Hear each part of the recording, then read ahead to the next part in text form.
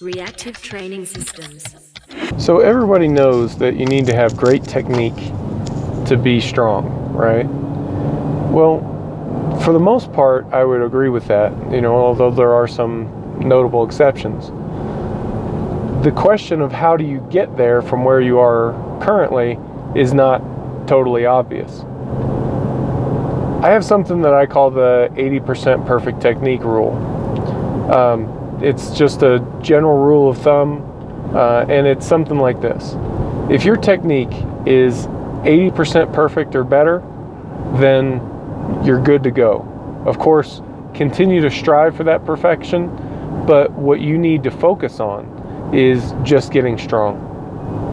If your technique falls below that 80% threshold, then you need to focus on fixing it before you can focus on putting more weight on the bar.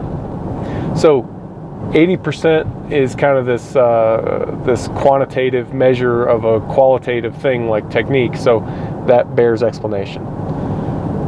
What I mean is that if you have one or two minor technical errors, then you're above the line. Your technique doesn't have to be totally pristine and perfect on every repetition in order for you to focus on getting stronger. Of course, you strive for that perfection, and that's something that you can continually work on. But for you, the main thing that you should worry about is getting strong. However, if you have a major technical error, or you have a whole litany, I would say more than two minor errors, then you're somewhere below that 80% threshold. And what you need to focus on is improving your technical proficiency before you add weight to the bar. Now, what do I mean by major and minor errors? A major error is anything that's going to get you disqualified in competition, or it's something that presents a significant injury risk in the near term. So something like a little bit of knee valgus, I don't think falls into the major error category. That's probably a minor error. If you have some bar path wobble or something like that, that may be something that you try to fix. Even a little bit of bar rotation, as long as it's not drastic or terribly persistent, then I would consider those things minor errors. However, if you're not squatting to depth, if you're rounding your back, if your butt's coming up in the bench press, anything like that, those are going to get you disqualified in competition, or they're presenting a significant injury risk to you, and you need to get those things taken care of ASAP. So if you're above the line and your technique is good enough, then you're judging your RPEs based on an absolute failure concept. If you're below the line and you're one of these people where you feel like you can continually grind out more and more reps as long as your technique continued to degrade appropriately, then you're probably below the line and you need to focus on improving your technical mastery before you can focus on absolute failure. So at that point, your judgment of RPE is going to be based on technical failure.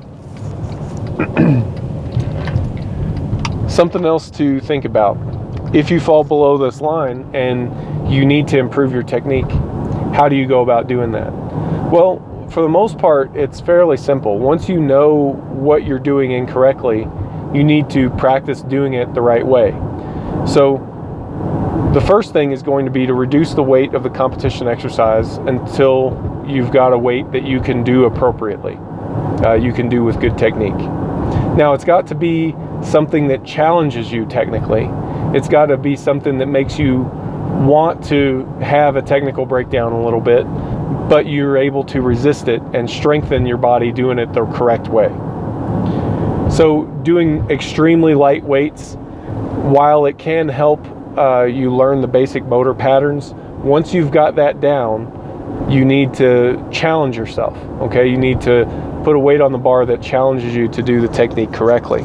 So if you can do, if you do use good technique with lightweight, then more practice with lightweight probably isn't helping you very much.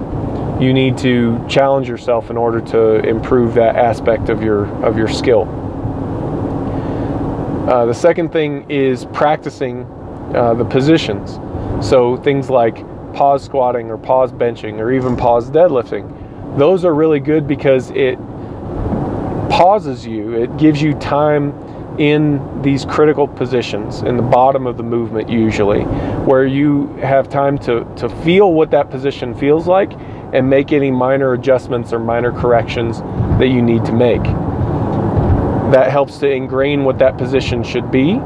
And usually once you're in those positions, following out of those positions is not typically the problem. If you can maintain a good bottom squat position, then standing up usually isn't the problem. If you can maintain a good bottom deadlift position, then standing up usually isn't the problem. So pause variations are a good tool for you to use. Another good tool for you to use is tempo variations, so slowing the movement down. It's the same principle.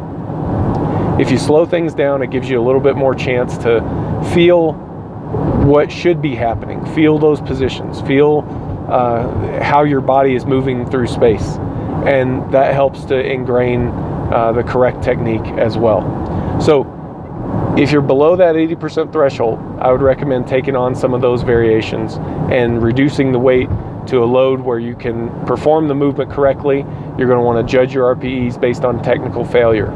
If you're above the line, then you need to focus on getting strong, put more weight on the bar. Of course, try to fix those minor technical errors, but the focus is on getting strong. And over time, those technical errors will tend to iron themselves out because you're not neglecting them, you're not ignoring them. You're just focusing on the main thing that's going to move your progress forward.